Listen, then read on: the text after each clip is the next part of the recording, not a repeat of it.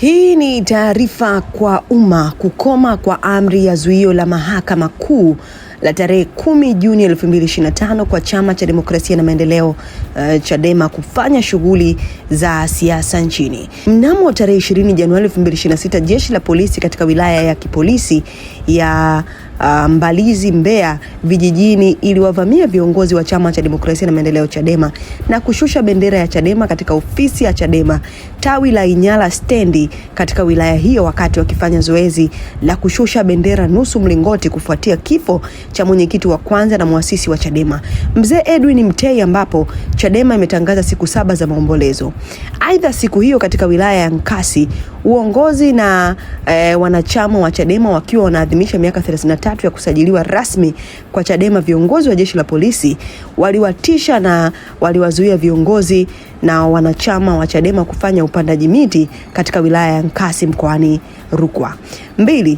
Kana kwamba hayo hayatoshi, siku hiyo hiyo katibu mwenezi na propaganda mkuu wa CCM alitoa taarifa kwa umma yenye kichwa kuzuiwa kwa Chama cha Demokrasia na Maendeleo Chadema kufanya shughuli zake, akibainisha kuwa Mzee Joseph Butiku alihoji mnamo tarehe 19 mwezi wa kwanza 2026 uhalali wa CCM kuendelea kufanya kazi zake wakati Chadema imefungiwa. Akaendelea kusema kuwa kufungiwa Chadema ni kutokana na maombi madogo namba 8960 ya mwaka 2015.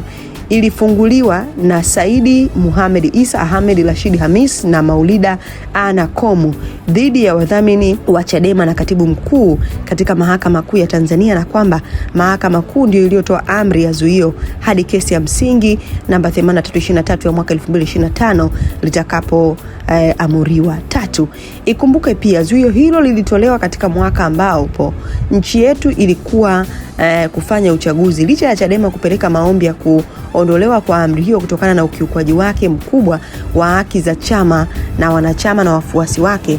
Bado Jaji Hamidu Mwanga alishikilia msimamo wake juu ya zuio hilo. Hapakuwa na namna nyingine ya kufanya kwa upande wa Chadema, labda tu kama mahakama ya rufaa ingeamua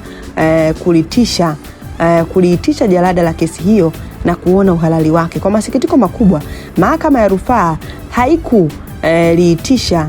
Matokeo yake Chadema ililazimika kutii zuio hilo ambalo mpaka leo hii tunasema wanasema halikuwa halali na lilikuwa lengo kuzuia Chadema kufanya shughuli za kisiasa nchini katika mwaka wa uchaguzi mkuu. 4. Wanapenda kuwaeleza Watanzania wote Chadema hiyo na wapenda demokrasia kuwa zuio la kufanya shughuli za kisiasa kwa Chadema lilikoma mnamo tarehe 10 Disemba 2025, ambapo ilikuwa ni mwezi wa 6 kamili tangu zuio hilo lilipowekwa na Jaji Hamidu Mwanga mnamo tarehe 10 Juni 2025. Kukoma huko ni kutokana na kanuni ya 3 ya amri 37 ya sheria ya mwenendo wa madai Civil Procedure Code Act Cap 33 RE 2023, ambayo kwa tafsiri isiyo rasmi inasomeka kwa Kiswahili, ikiwa ni pamoja na masharti mengine ya kutunza hesabu na kutoa amana. Mahakama inaweza kutoa amri ya zuio kwa mujibu wa kanuni ya kwanza au kanuni ya pili, na amri hiyo itakuwa na maisha kwa kipindi kilichotajwa na mahakama, lakini kisichozidi miezi 6.